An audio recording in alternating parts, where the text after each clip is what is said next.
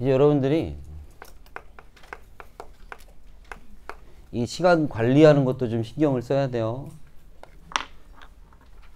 수능 시험 당일날 시간이 남을지 부족할지는 모르고 평소 남아도 부족하고 부족해도 남고 뭐 알 수가 없어. 평소랑 좀 달라. 그러니까 내가 평소에 모의고사를 어떻게 치렀다.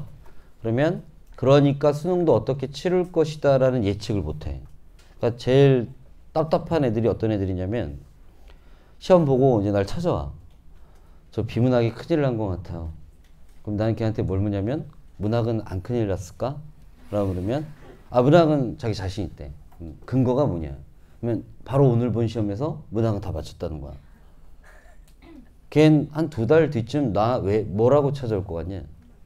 저 선생님 큰일 났어요. 왜? 이제 비문학은 된 것 같은데 문학이 문제라는 사실을 알게 됐어요. 그러니까 1년 내내 약점이 바뀌어. 아니면 1년 내내 문학이 만만하다가 수능날 어려운 비문학 싹 맞추고 문학만 싹 틀릴 수도 있어요. 그러니까 예측이 안 된다는 거야. 이 예측이 안 되는 불안하면 수능 임박하면 극대화될 거거든. 그러니까 여러분도 미리 선 긋지 마. 내가 문학은 확실해. 문학에 뒤통수 당할 수도 있고 비문학은 그냥 그거 읽고 하면 되는 거 아니야? 비문학에 뒤통수 당할 수도 있어요. 그러니까 시험 봐서 좀 틀리고 한 거를 좀 신경 쓰는 게 맞지만 항상 공부는 전반적으로 다 이루어져야 돼요. 거기에 뭐도 좀 고려돼야 되냐면 시간도 반드시 고려가 돼야 되고 수능날 가장 이상적인 건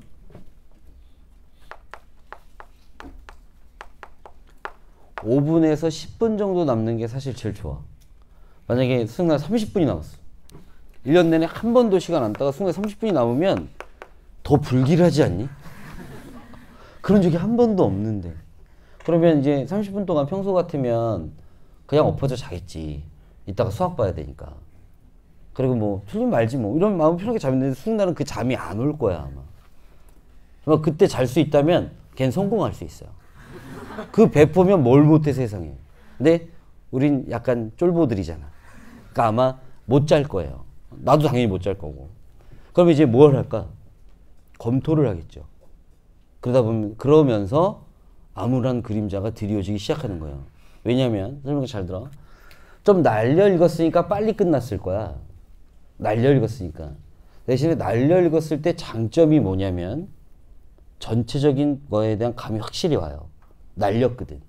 그러니까 빠른 속도로 시작부터 끝까지 훑었으니까 전체적인 느낌, 주제가 이런 것 같은데 라는 느낌이 있어.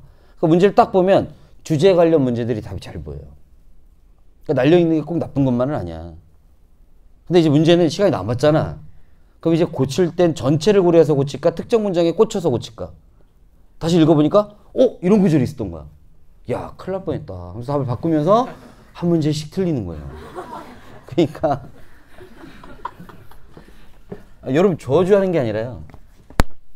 이 정도 남는 게 제일 좋아. 이 정도 남으려면 5분에서 10분 정도 남았다는 것은 뭐냐면 어떤 한 지문에 유독 시간을 많이 끌지 않았고 글이 막 읽지도 않았다는 뜻이에요. 그럼 5분에서 10분 정도 남으면 한 2문제에서 3문제 정도 고칠 수 있거든. 근데 2문제에서 3문제 정도는 좀 알쏭달쏭한 문제가 나와 수능날. 걔네 좀 여유 있게 어차피 45분까지 다 풀었으니까 이제 마음 편할 거 아니야. 편안한 마음으로 한 10분 동안 2-3문제만 확정 짓고 끝내면 돼요. 이게 가장 이상적이고 100점을 받을 땐 약간 이런 식으로 흘러갈 때가 많아. 그러니까 그럼 이제 여러분들 안에 시계 하나가 있어야 돼. 이 시계는 놀라울 정도로 정확할 필요는 없지만 알람 기능이 하나 있어서 언제 알람이 울려줘야 되냐면 특정 지문에서 과도하게 시간을 오래 끌 때 브레이크 딱 걸어주면 돼. 근데 수능시험날 어떤 장면이 많이 목격되냐면 페이지가 안 넘어가는 애들이 있어요. 옛날에 교사할 때 수능 감독을 몇 번 했었거든. 이렇게 보면 1절 손도 대면 안 돼 아이들한테. 야 그만 자 뭐 이런 거 안 되는 거예요. 자는군. 그리고 그냥 지나가야 돼. 근데 이제 다리를 유독 떠는 아이가 하나 있었어. 그러니까 눈길이 가잖아. 왜냐면 걔 때문에 다른 애가 이제 문제 생기면 안 되니까 심하면 이제 다리 떨지 말라는 경고는 해줘야 돼요. 그래서 걔를 계속 쳐다보고 있는데 어쨌든 내가 국어교사였으니까 1교시 때 좀 시험지도 좀 신경 쓰고 애들이 어떻게 푸나 보고 싶을 거 아니야. 근데 걔가 이게 안 넘어가는 거야. 근데 걔 계속 보고 있는데 걔는 시간 흐르는 걸 까먹은 거야 지금. 그 지문을 뭐 이해하려고 한 건지 뭐 뭔지 모르겠지만 계속 이렇게 쳐다보면 이러고 있는 거야. 근데 마음 같아선 우리 반에 같으니까 그만하고 넘겨 이 말을 해주고 싶은데 그럼 안 되잖아. 그럼 불법이거든. 그 막 속이 타는 거야. 그래서 지나가다가 실수로 걔 책상을 발로 찼거든. 정신 좀 차리라고. 근데 책상이 흔들려도 몰라. 막 이러면서 막 이러고 있는 거야. 걔 거의 시험 끝날 때쯤에 건드리면 울 것 같은 표정이었어요. 시간에 대한 인지가 뒤에 이루어진 거야. 한 10대 문제 남아있는데 뭐 시간은 10분 정도 남은 상태쯤에 인지하기 시작했겠지. 그러니까 좀 건드리면 막 눈물이 흐를 것 같은 거지. 그러니까 눈물 젖은 답안지 내는 애들이 생기는 거예요. 그러니까 여러분한테 뭐가 필요하냐면 그 지문을 깊게 들어가서 뭔가 찾아내고 하는 것도 의미 있는 순간이 있지만 항상 고려해야 되는 건 일단 시간 안에는 끝나야 내 점수가 나와. 그거 너무 당연한 얘기잖아. 근데 이 당연한 걸 이렇게 얘기할 땐 당연하지 뭐 이러다가 시험 볼 땐 까먹어. 왜냐하면 빨려 들어가거든. 엄청난 중력을 갖고 있어요. 그렇기 때문에 여러분한테 알람 하나가 있어야 되고 또 뭐가 있어야 되냐면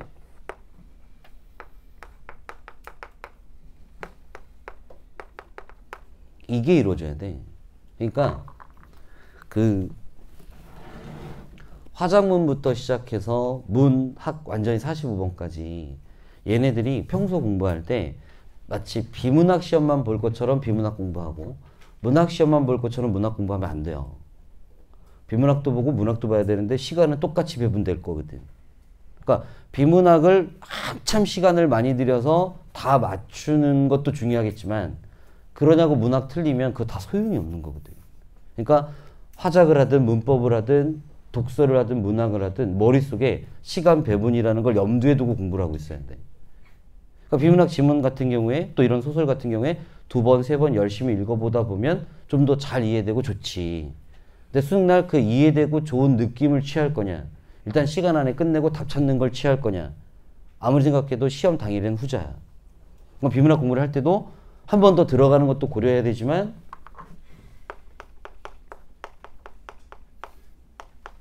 비문학 지문은 두 종류가 있는 거예요.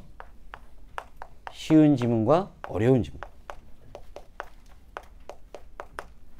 여기선 시간 안 끌게끔 연습해야 되니까 쉬우면 쉬울수록 더 몰아붙여야 돼, 그 지문을. 그래서 맞추고 끝내는 게 아니라 좀 빨리 끝내고, 어려운 거 같은 경우에 한 첫 번째 문단이나 두 번째 문단 읽어보면 상황 파악 되잖아. 이거 쉽다 어렵다 금방 알거든. 이거 어렵다. 올해 수능은 이 지문인 것 같다. 매일 한두 지문이 있어요. 뭔가 수능을 결정하는 비문학 지문. 걔 같은 경우에는 얘는 빨리 달리면 큰일 나지.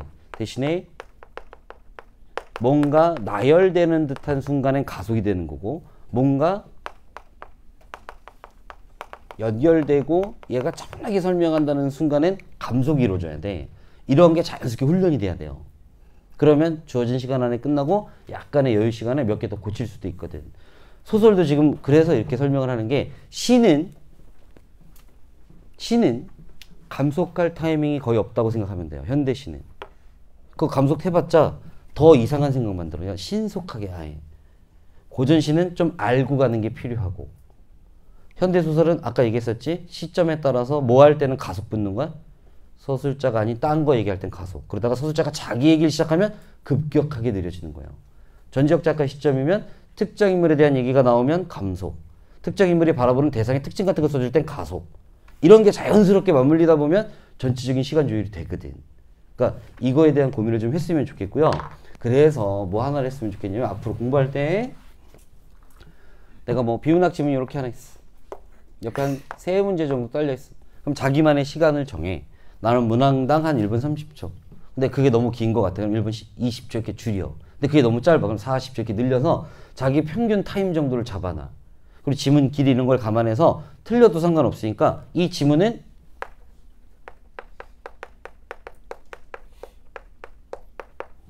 뭐 5분 안에 끝내겠다. 그럼 알람 맞춰놓고 5분 동안 가. 근데 내 말은 5분에 끝나면 그냥 손 떼고 채점해라 이 얘기가 아니라, 일단 5분 되면 알람이 울릴 거 아니야. 막 풀고 있는데 이 정도가 5분이었구나. 이걸 하라고 매번. 그래야 내 안에 시계가 하나가 만들어지지. 그리고 그냥 다시 풀어. 계속 이어서. 그래서 실제로는 7분이 걸린 거야. 아, 이 정도가 7분이구나. 이 시계가 계속 째깍째깍째깍 돌아가게 만들어놔야 돼. 그럼 수능 시험 날 과도하게 할 때 브레이크가 딱 걸려. 그러니까 누가 안 알려줘도 딱 읽다가 아, 내가 시간을 되게 오래 끌고 있구나라는 생각이 들면 약간 빨리빨리 진행할 필요가 생기는 거거든. 이런 식으로 좀 했으면 좋겠어요. 이게 5분 정해놓고 무조건 5분 안에 끝내가지고 막 허겁지겁 하라는 얘기 아니야.